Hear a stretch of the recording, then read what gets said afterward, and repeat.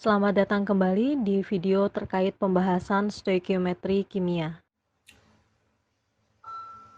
Nah, selanjutnya, masih ingat anak-anak ibu di awal tadi, ibu ada menyebutkan di dalam pembahasan tentang stoikiometri ini sebenarnya ada dua inti yang dibahas, yaitu tentang perbandingan unsur-unsur dalam suatu senyawa yang di dalam stoikiometri disebut dengan stoikiometri unsur. Kemudian yang kedua adalah perbandingan zat-zat di dalam reaksi kimia yang disebut dengan stoikiometri reaksi. Nah, tadi ada beberapa konsep yang sudah dipelajari sebelumnya yang merupakan dasar di dalam pembahasan stoikiometri. Kemudian juga ada hukum-hukum yang sudah Ibu sampaikan yang juga berperan di dalam pembahasan stoikiometri kimia. Selanjutnya, kita coba masuk ke pembahasan mengenai stoikiometri unsur. Bagaimana menentukan kadar unsur di dalam senyawa? Bagaimana menentukan kadar unsur di dalam senyawa? Stoikiometri unsur. Bagaimana menentukan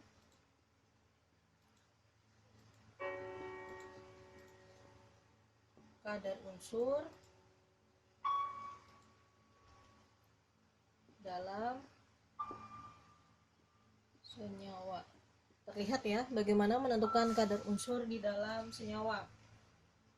Nah, di pembahasan yang sebelum-sebelumnya anak-anak ibu telah membahas tentang penentuan rumus empiris dan juga rumus molekul. Silahkan nanti dibuka kembali catatannya, pembahasannya. Rumus empiris senyawa dapat ditentukan jika kadar unsur-unsurnya diketahui. Nah, sebaliknya juga dapat berlaku, yaitu bahwa kadar unsur-unsur dapat ditentukan berdasarkan rumus empiris ataupun rumus kimia senyawa tersebut. Rumus empiris dapat ditentukan jika kita mengetahui kadar unsur-unsur dalam suatu senyawa. Begitu pula sebaliknya.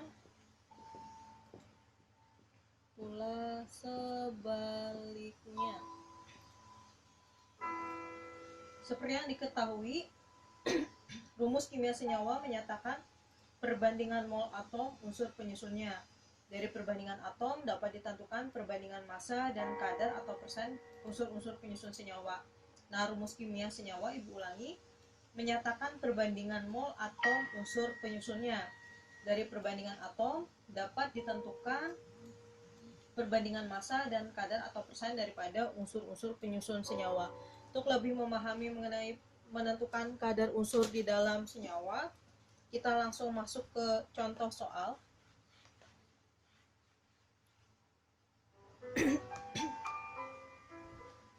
Sukrosa mempunyai rumus molekul C12H22O11. Ini sukrosa.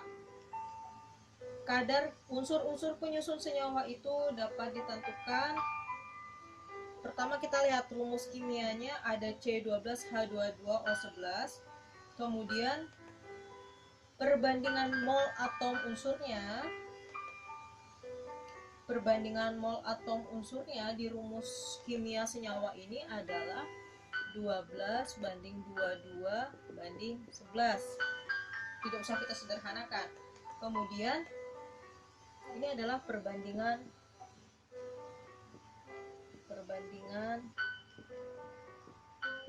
mol atom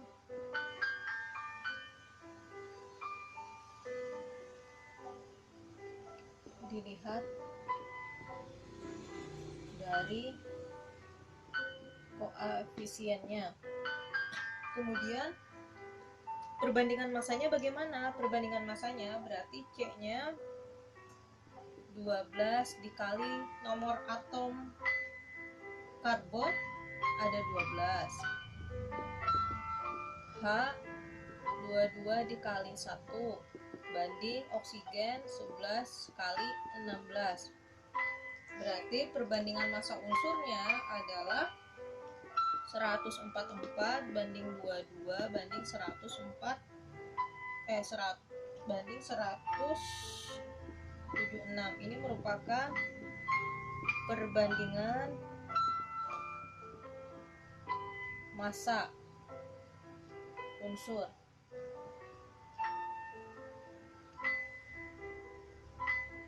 Nah, kemudian jumlah perbandingan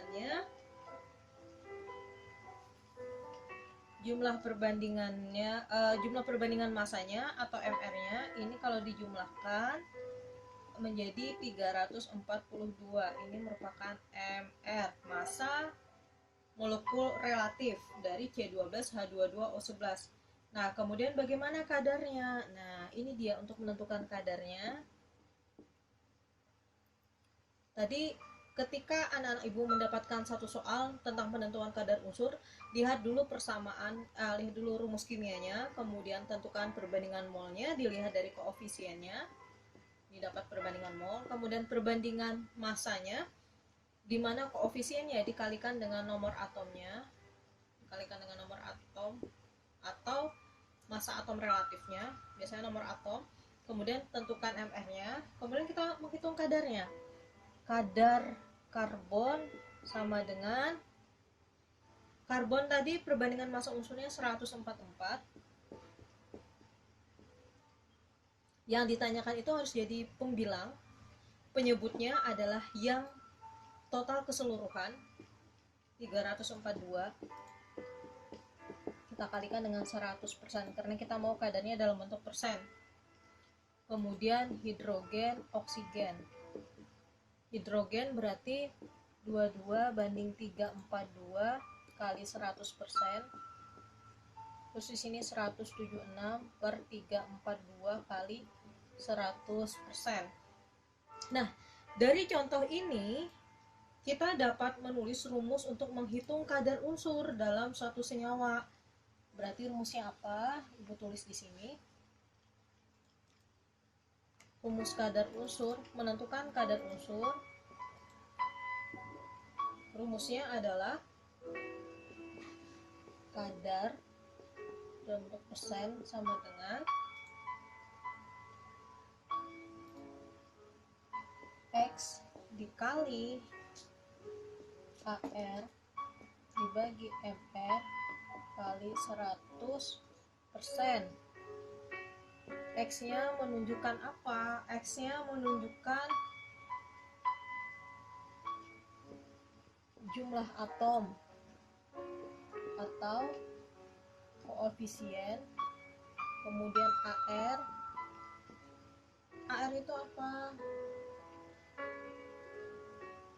Oh bukan, kok ibu dari nyebutnya koefisien ya? Bukan koefisien, indeks maksudnya, indeksnya atau indeksnya. Tapi ya, indeks bukan koefisien, mohon maaf. Kemudian AR itu massa atom relatif, silahkan lihat nomor atom.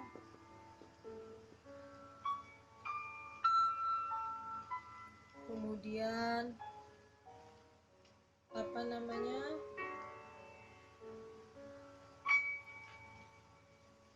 AR. Kemudian selanjutnya yang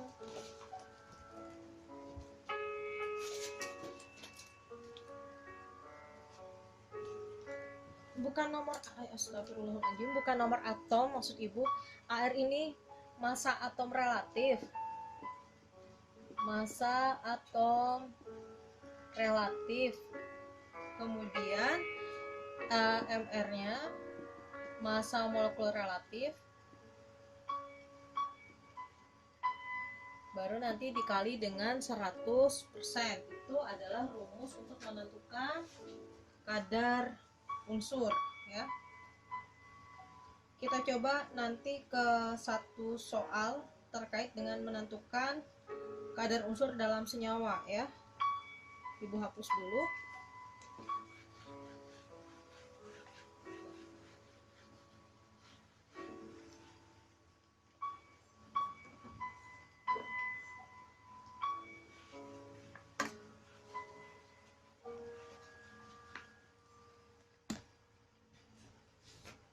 kita coba satu contoh soal. Berapakah kadar karbon dan nitrogen dalam urea? Berapakah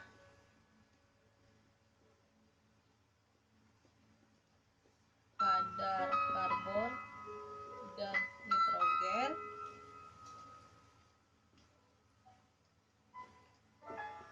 dalam urea? Apa rumus urea? CO NH2. Nah, sekarang silahkan ambil tabel periodiknya. Ingat rumusnya tadi, kadar sama dengan X yang merupakan indeks ataupun jumlah mol yang dapat dilihat daripada rumus kimianya, kemudian dikali dengan AR-nya dibagi dengan FR-nya, indeks yang ditanyakan ya, indeks dari kadar yang ditanyakan dikali dengan 100%. Silahkan buka atau ambil tabel periodik unsurnya. Kita lihat AR dari C 12, O 16, H sama dengan 1, kemudian N-nya berapa? N 14. Berarti kita hitunglah dulu MR-nya. MR sama dengan 12 ditambah 16 ditambah 4 dari H, kemudian N-nya ada 14 kali 2, 28. Berapakah ini? 6 tambah 2, 8 tambah 8, 16 tambah 4, 20. 2, 3, 4 berarti ada 60 MR-nya. Nah, tinggal kita hitung kadarnya. Kadar C, indeks daripada C di dalam CuNH2 ada 1 dikali AR-nya 12 bagi dengan MR-nya 60 dikali dengan 100% sama dengan berapa ini? 20%. Kemudian N sama dengan 2 dikali 14, N-nya ada 2 kali 14 dibagi dengan MR-nya 60 kali 100% sama dengan 46,67%. Nah, diperolehlah kadar karbon dan nitrogen di dalam urea yaitu 20% dan 46,67%.